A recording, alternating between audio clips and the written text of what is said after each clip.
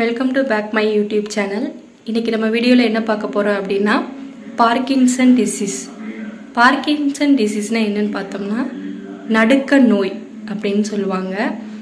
இது எது சம்மந்தப்பட்டது, எந்த ஆர்கன் ரிலேட்டடான டிசீஸ் அப்படின்னு பார்த்தோன்னா நம்மளோட பிரெயின் இருக்கு இல்லையா, பிரெயின் ரிலேட்டடான டிசீஸ் தான் இந்த பார்க்கின்சன் டிசீஸ். இந்த டிசீஸ் யாருக்கெல்லாம் வருது அப்படின்னு பார்த்தோம்னா 50 வயசுக்கு மேலே இருப்பாங்க இல்லையா, அவங்களுக்கு தான் இந்த டிசீஸ் வருது. சரிங்களா? இது எதனால் வருது அப்படின்னா பிரெயின் ரிலேட்டடான டிசீஸ் சொன்னோம் இல்லையா. நம்ம பிரெயினில் நியூரோ டிரான்ஸ்மிட்டர் அப்படின்னு இருக்கும். அது டோபமைன் அப்படின்ற ஒரு இதை சிந்தசிஸ் பண்ணுது. சரிங்களா? நமக்கு ஏஜ் ஆக ஆக அப்படின்றப்ப அந்த ப்ராக்ரெசிவ் முடிய அந்த டோபமைனோட லெவல் குறைய ஆரம்பிக்கும். அப்போ அந்த நியூரோ டிரான்ஸ்மிட்டர் டோபமைனை ரிலீஸ் பண்ணும்.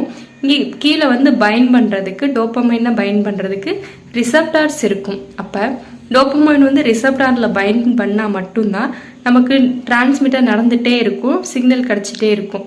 ஆனால் இந்த ஏஜ் ஆனவங்களுக்கு என்ன ஆகுது அப்படின்னா டோபமைனோட லெவல் குறைஞ்சிருது.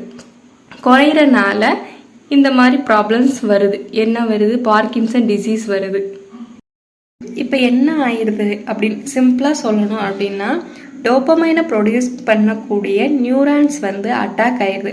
அட்டாக் ஆகிறனால அந்த டோபமைனோட லெவல் டிக்ரீஸ் ஆயிடுது. அதனால பிளட் சர்க்குலேஷனில் டோபமைன் லெவல் குறைஞ்சிரும். அசிட்டைல் கோலைன் அப்படின்ற டிரான்ஸ்மிட்டரோட அளவு கூடிடும், இன்க்ரீஸ் ஆயிரும். சரிங்களா? அதனால நம்ம பாடியில் சம் சேஞ்சஸ் நடக்கும். என்னன்னா அந்த மசில் ட்ரெமர் நடக்கும். நமக்கு இந்த கை நடுக்கும் அதெல்லாம் சொல்லுவாங்களா. வயசானவங்களுக்கு அந்த கையெழுத்து போடும் போதே அந்த கை நடுக்கும் அதெல்லாம் இருக்கும். நடக்கும்போது தள்ளாடிட்டே நடப்பாங்க, ஒரு மாதிரி காலை பின்னின மாதிரி நடப்பாங்க. அப்படியே இன்னொரு விஷயம் சொல்லணும் அப்படின்னா அவங்களோட ஃபேஸில் சின்ன சின்ன சேஞ்சஸ் இருக்கும்.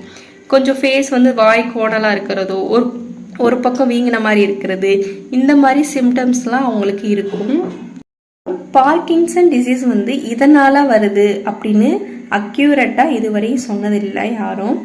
சில பேப்பர்ஸில், சயின்டிஃபிக் பேப்பர்ஸில் என்ன சொல்லியிருக்காங்க அப்படின்னா நம்ம பெஸ்டிசைட்ஸ், அதாவது பூச்சிக்கொல்லி இதெல்லாம் யூஸ் பண்ணுறோம் இல்லையா, அதில் நம்ம எக்ஸ்போசர் ஆகிறனாலையோ, அப்புறம் சம் கெமிக்கல்ஸ், சில கம்பெனிஸில் கெமிக்கல்ஸ் வெளியில் ஏற்றுறாங்களே கழிவுகள் எல்லாம், அதனாலையும் வருது. அப்புறம் ஜெனட்டிக்காகவும் வருது அப்படின்னு சொல்லிட்டு சம் பேப்பர்ஸில் பப்ளிஷ் பண்ணியிருக்காங்க.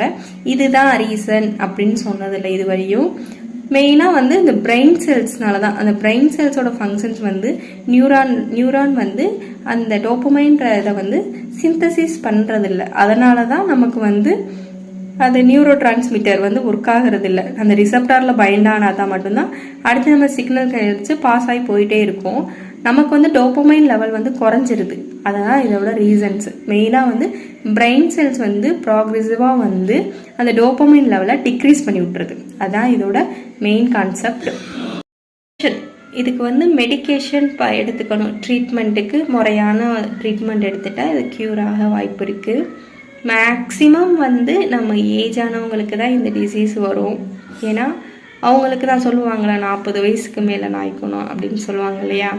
அதான் நம்ம 40 வயசுக்கு மேலே, அந்த 50 வயசு தாண்டிடுச்சு அப்படின்னா இதெல்லாம் கண்டிப்பாக வரும். நம்மளை கை நடுக்கும், பேச்சு கொளறது, அப்புறம் முக பாவனைகளில் மாறுறது, திடீர்னு சதை பிடிப்பு வருது, இந்த மாதிரி வரதெல்லாம் அந்த பார்க்கின்சன் டிசீஸ்னால தான் வருது.